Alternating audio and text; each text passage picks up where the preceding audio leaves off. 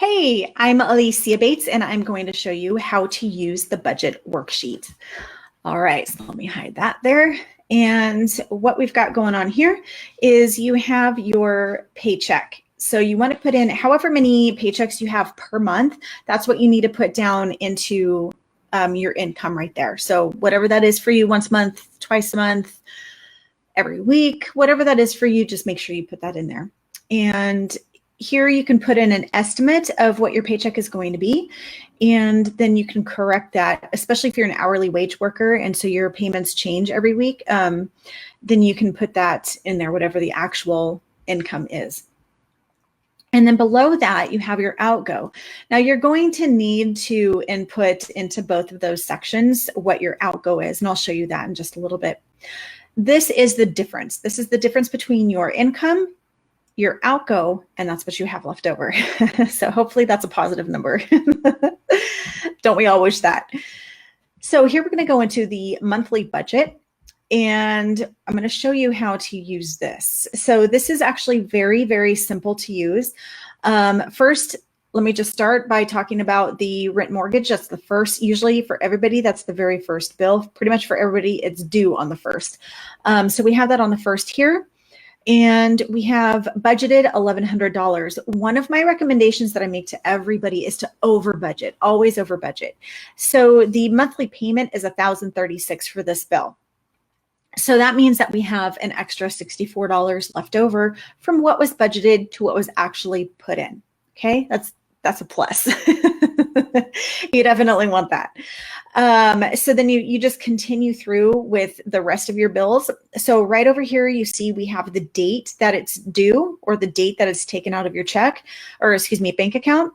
The X is just to indicate that it's been paid, that the amount has been withdrawn out of your account. Okay, that's just a way to track. And this also lets you know when to expect the bill. I don't know about you, but I sometimes forget.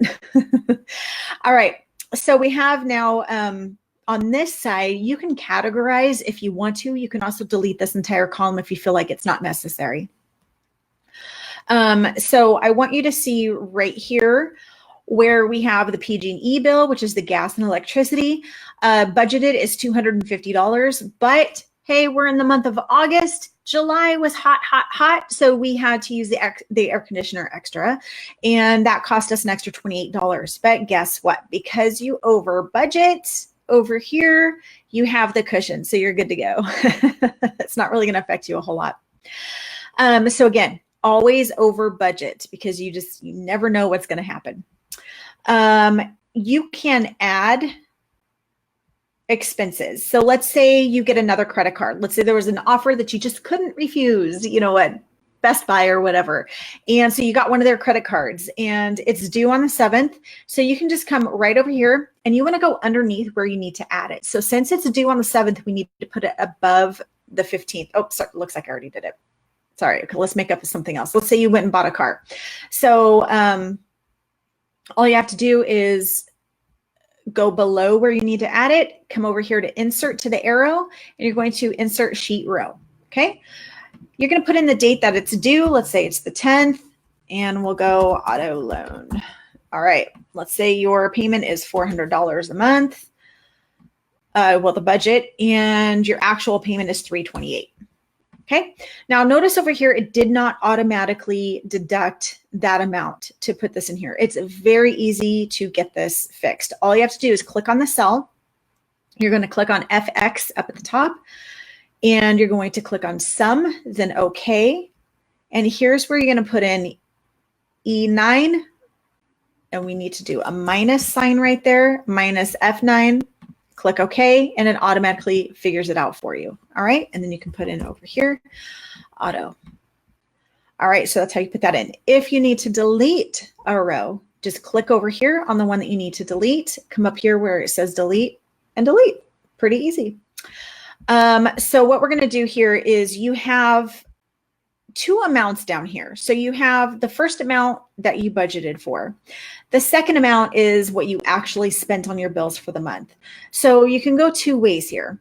So the 2146, let's do 2603. We're going to come over here to income and budget. So 2603. Okay, you could put that in there. 2146. So you could actually change this to say budgeted outgo. So that way you know what you expected to spend. And then you can have your actual outgo right here, the 2146. So that means you have an extra 854. This budgeted, this amount does not change anything in any of the calculations, okay? I already forgot what that was, 2603. All right, so 2603. So you could use it that way, or you can, however you want to do this.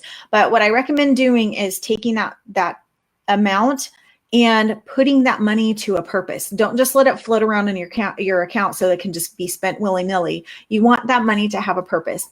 Take some of that and invest it. Take some of that and put it into an interest-bearing savings account. Go have a little bit of fun. Do something with that money. I definitely recommend having a savings account set up at a minimum to start with. Have $1,000. That will help you with, like, if you suddenly need to get a tire because your tire blew. If you need work on your car, $1,000 is usually enough money to kind of cover, things that aren't too bad. So make sure you have at least $1,000 in your bank. So you want to make sure you do that, something that's easily accessible.